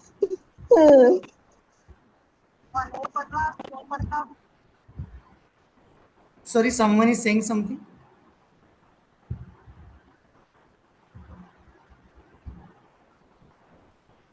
No, sir. Screen is visible. Yes, sir. So let's see a Nupur Sharma controversy. The controversy surrounding Nupur Sharma, okay, and her remarks in 2022 May she was heading the BJP on a television debate, and then she made some uncalled for remarks, and that started the entire controversy. This illustrates how online hate ecosystem can evolve into a real world extremist violence, which we were discussing when we started this session. Digital platforms amplified outrage, enabled the spread of radical narrative, and facilitate the targeted killing of certain individuals. So let's try to see this. Now, what happens is in May 2022, this political spokesperson of Bharatiya Janata Party, Nupur Sharma, she makes some controversial remarks on Prophet Muhammad in a television debate. And the comments they quickly circulate across social media platforms, okay, generating a very strong reaction within India and internationally.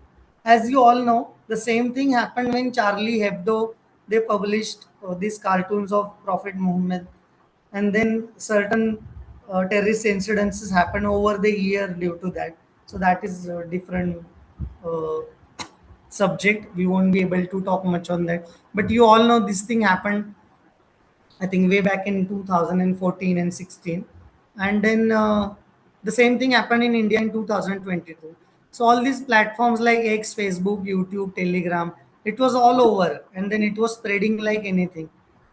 These remarks triggered several immediate consequences, like protests by Muslim groups in several Indian cities, diplomatic criticism from multiple Muslim majority countries, which immediately was countered by the party through suspension of Nupur Sharma. The party suspended her, and then massive online discussions immediately started, and debates and everything started. Media trials started, and all these things started. However, the online response quickly transformed into highly polarized digital information ecosystem. Okay, characterized by more of a hostile and outrage and a, we can say, hostile competing narrative. So it was like more of a threatening or hostile narrative that was amplified in online. Online amplification generally took place on all these platforms we've seen, and there was a digital outrage, selective video clip. See, again, a media played a very crucial role.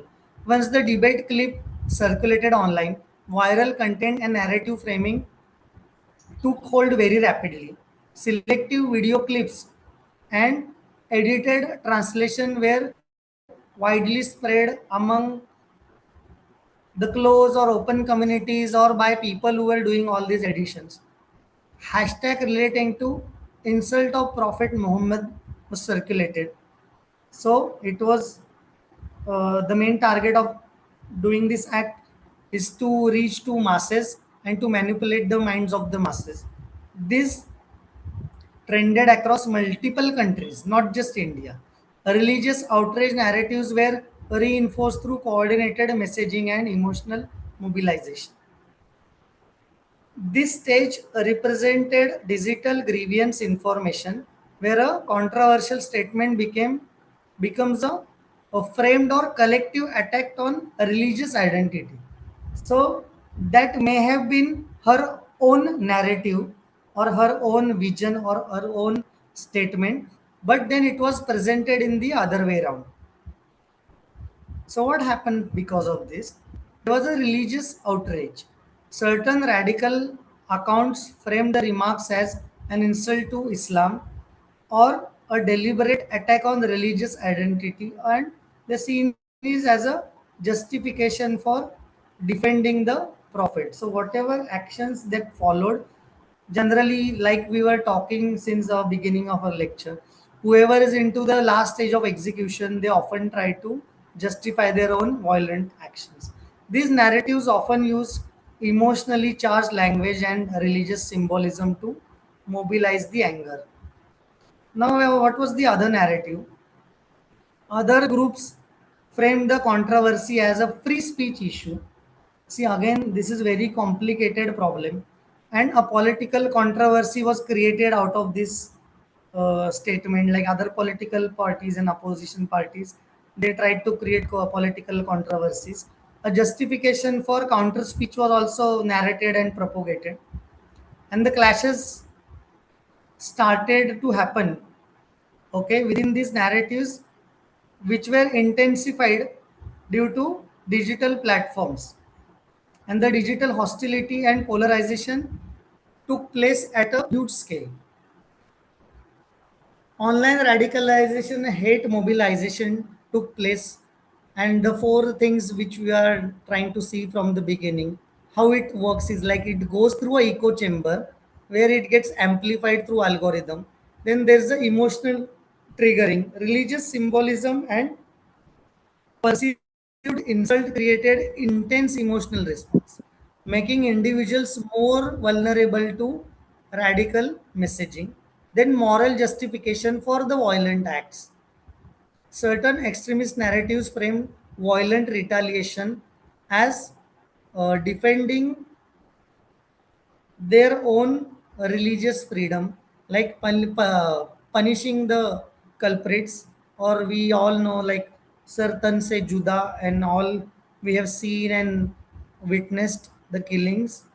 Then protecting religious honor was something like a counter argument which was presented by all these extremist groups, allowing some individuals to view violence as morally justified against these statements.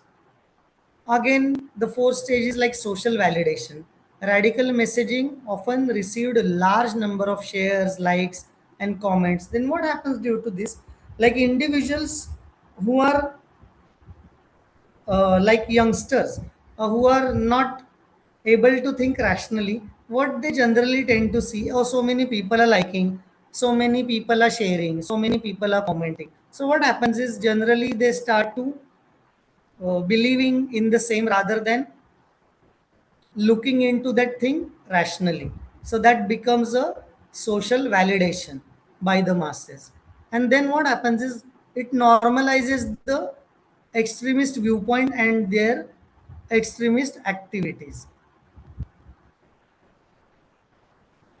Online hate speech and target identification was done. These are some of the names, like people who also tried to jump in support of Nukur Sharma, saying that whatever she speak was a freedom of speech and all these kind of thing.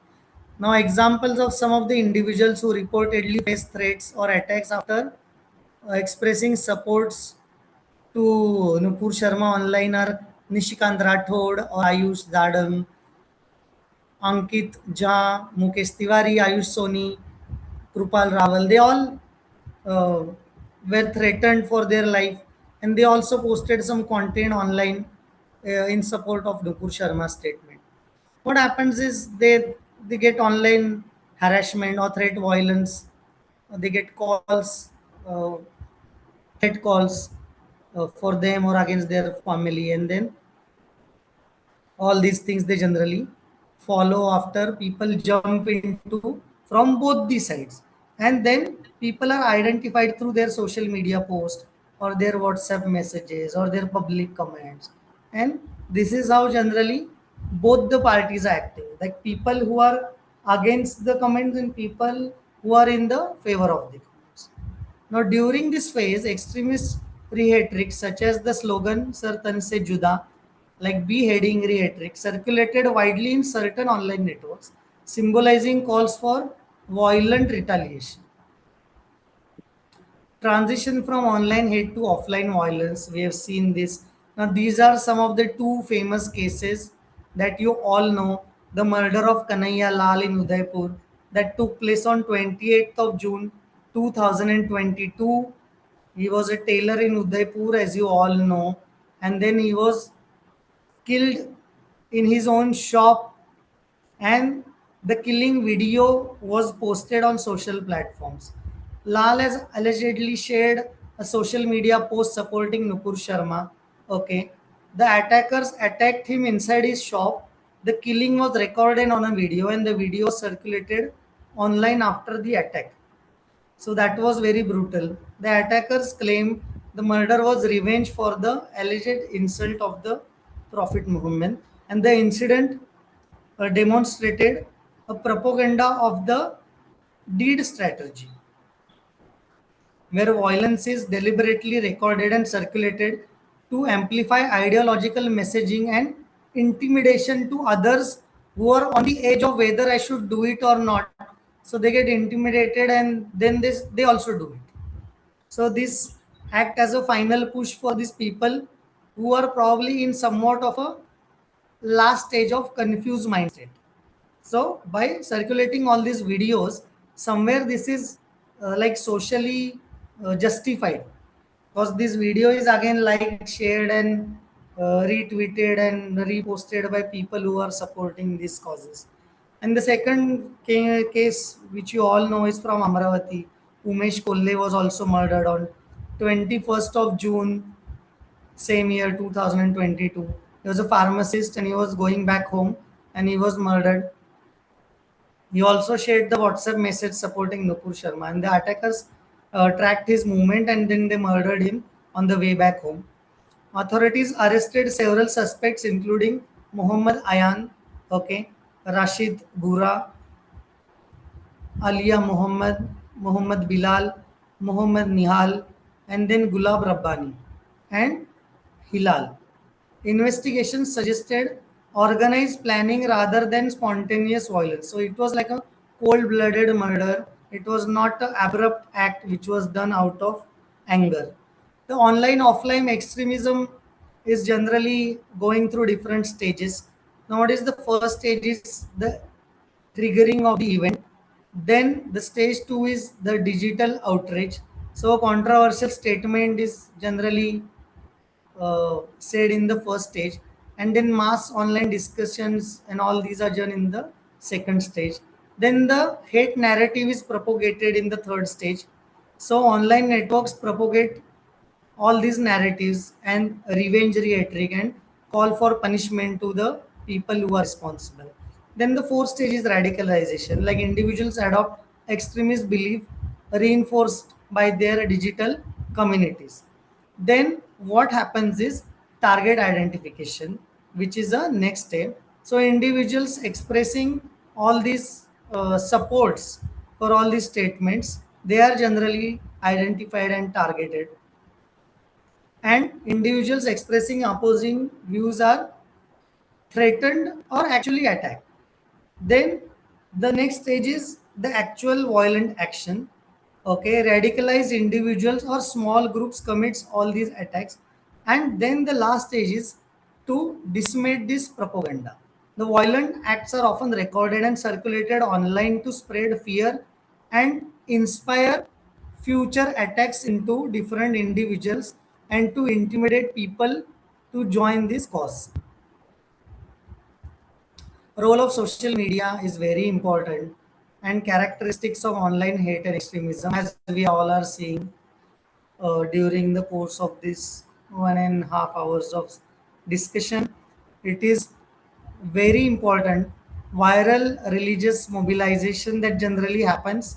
Okay, several patterns are visible in the uh, different forms, and digital platforms often contribute and escalate these problems through various mechanisms and now the automated algorithms. Sensitive religious issues spread extremely quickly across social media networks, Algorithmic amplifications create more problems and controversies by spreading all this content across the globe. Disinformation and manipulation also happens.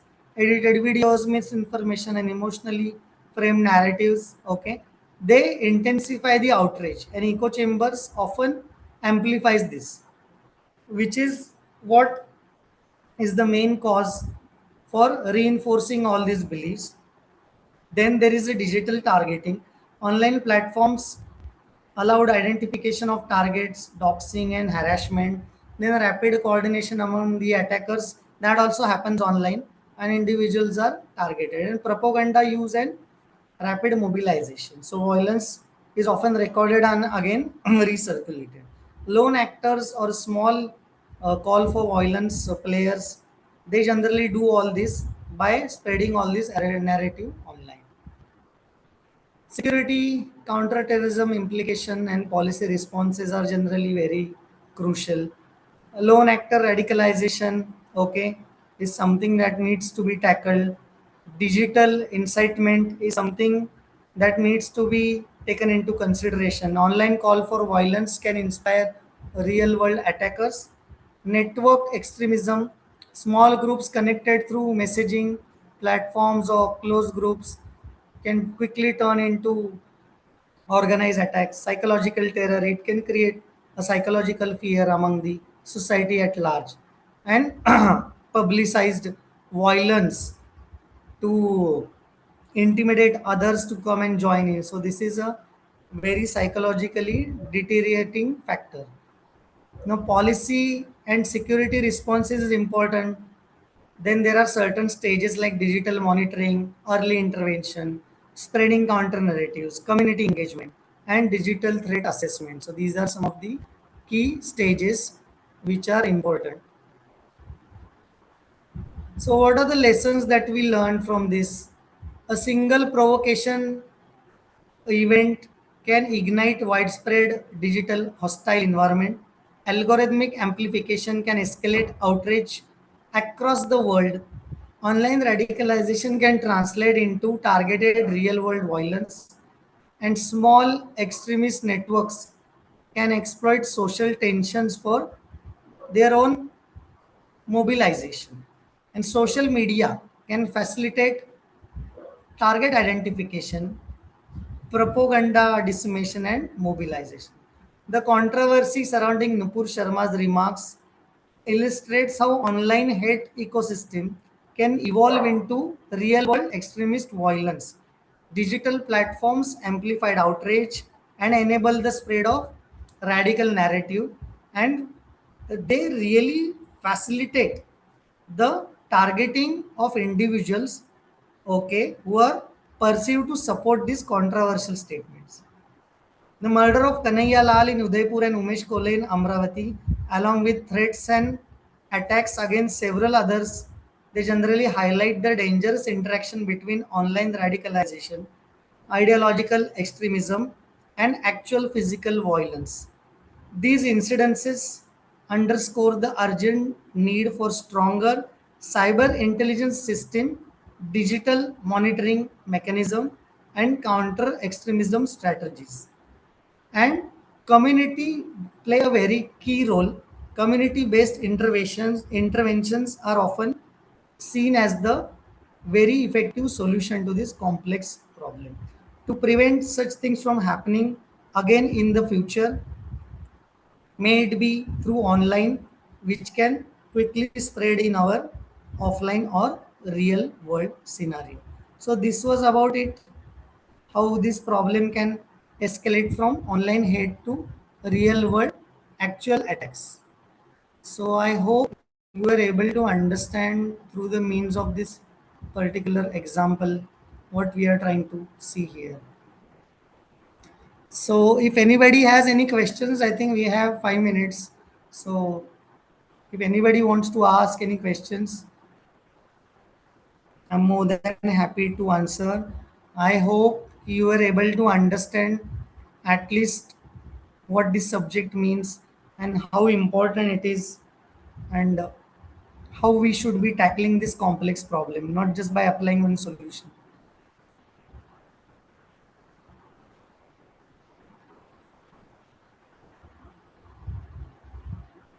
Any questions?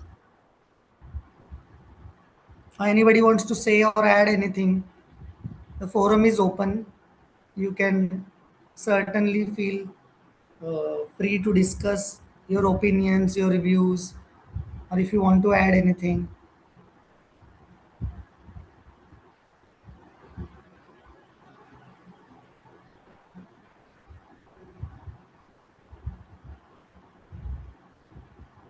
Thank you, sir. I hope people were able to understand because nobody is talking anything. So I'm not sure whether No, this but was useful or whether they able to understand this complex subject. I'm not sure. So nobody is talking. So there are comments in the chat section, like nice session. So so they really are a very different able to subject. understand. Yeah, it is very complicated subject and it is very difficult to understand in one go. True. So if no questions are there, then I'd Yeah. like to take this opportunity to again thank you, Shadvari Madam. Thank you, Keystone School of Engineering, for having this wonderful session. And thank you very much for presenting with this opportunity to be able to talk to so many people. Okay. So almost we had Over to you, ma'am. 106 participants. Oh, Thank that you, was sir. very nice. Uh, right. Thank you, Ketan sir, for such an informative session. So, as we come to the end of our 5-day faculty development program on cybersecurity and ethical hacking, concepts, tools, and investigative techniques, it's my privilege to propose the vote of thanks. First and foremost, I would express my sincere gratitude to all the resource persons who had joined us for this FDP to share their valuable knowledge, practical insights, and the real world experience. I extend my heartfelt gratitude to our management, Principal Sir, and to Transcendental Technology for their continuous support, encouragement in organizing this program. Special appreciation to all the faculty members and the coordinators who have given day and night support for this FDP. And also, I would like to thank all the participants and all the faculty members who actively attended the session and contributed to make this FDP a successful one. Once again, thank you everyone who contributed directly or indirectly to success of this faculty development program. Wishing you all a wishing you all success in your future endeavors. Thank you and have a great day. Thank you, madam. Thank you all. Thank you. Feedback form has been shared on the link in the chat box. Please make sure that you write all your details correctly. Thank you. Thank you, Thank Ketan you. sir. Yeah. Have a Thank you, great ma'am. day. Have a great day all.